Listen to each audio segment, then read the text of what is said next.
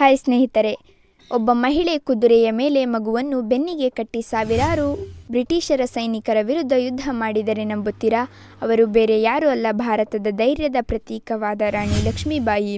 1828ರಲ್ಲಿ ವಾರಣಾಸಿಯಲ್ಲಿ ಮಣಿಕರ್ಣಿಕಾ ಎಂಬ ಹೆಸರಿನಲ್ಲಿ ಲಕ್ಷ್ಮೀಬಾಯಿ ಜನಿಸಿದರು.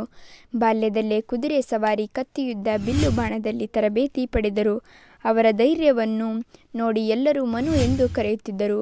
ಝಾನ್ಸಿಯ ರಾಣಿ ಆಗುವುದು 1842ರಲ್ಲಿ ಅವರು ಝಾನ್ಸಿಯ ರಾಜ ಗಂಗಾಧರರಾವ್ ಅವರನ್ನು ವಿವಾಹವಾದರು. ಅದಾದ ಮೇಲೆ ಅವರಿಗೆ ಲಕ್ಷ್ಮೀಬಾಯಿ ಎಂಬ ಹೆಸರು ಬಂತು ಮತ್ತು ಝಾನ್ಸಿಯ ರಾಣಿ ಆದರು. ಆದರೆ ಕೆಲವು ವರ್ಷಗಳ ನಂತರ ರಾಜರು ನಿಧನರಾದರು. ಅವರಿಗೆ ಸ್ವಂತ ಮಗ ಇರಲಿಲ್ಲ. ಆದ್ದರಿಂದ ಅವರು ದಾಮೋದರರಾವ್ ಎಂಬ ಮಗುವನ್ನು ದತ್ತು ತೆಗೆದುಕೊಂಡರು. ಬ್ರಿಟಿಷರ ವಿರುದ್ಧ ಹೋರಾಟ. ಆ ಸಮಯದಲ್ಲಿ British governor general lord Dalhousie ದತ್ತು ಮಕ್ಕಳಿಗೆ ಹಕ್ಕಿಲ್ಲ ಎಂಬ ನಿಯಮವನ್ನು ಜಾರಿಗೊಳಿಸಿದರು.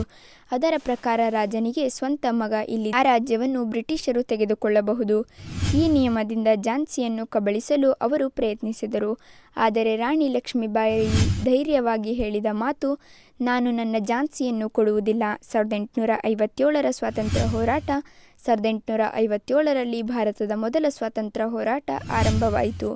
ಅದರಲ್ಲೂ ರಾಣಿ ಲಕ್ಷ್ಮೀಬಾಯಿ ಪ್ರಮುಖ ನಾಯಕಿಯರಾಗಿದ್ದರು. ಅವರು ಸೈನ್ಯವನ್ನು ತರಬೇತಿ ನೀಡಿ ಬ್ರಿಟಿಷರ ವಿರುದ್ಧ ಯುದ್ಧ ಮಾಡಿದರು. ಕುದುರೆಯ ಮೇಲೆ ಯುದ್ಧ ಮಾಡಿ ಸಾವಿರಾರು ಸೈನಿಕರನ್ನು ಎದುರಿಸಿದರು. ಕೊನೆಯ ಯುದ್ಧ 1858ರಲ್ಲಿ ಗ್ವಾಲಿಯರ್ ಬಳಿ ಭೀರಕ ಯುದ್ಧ ನಡೆಯಿತು. ಯುದ್ಧದ ವೇಳೆಯಲ್ಲಿ ಅವರು ಕುದುರೆಯ ಮೇಲೆ ಮಗುವನ್ನು ಕಟ್ಟಿಕೊಂಡು ಹೋರಾಡಿದರು. ಅವರ ಧೈರ್ಯವನ್ನು ನೋಡಿ ಶತ್ರುಗಳು ಆಶ್ಚರ್ಯಪಟ್ಟರು. ಆ ಸಮಯದಲ್ಲಿ ಅವರು ವೀರಮರಣ ಹೊಂದಿದರು.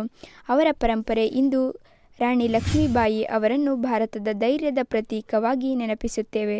ಅವರ ಕತೆ ಇಂದಿಗೂ ಯುವಕರಿಗೆ ಪ್ರೇರಣೆ ನೀಡುತ್ತದೆ.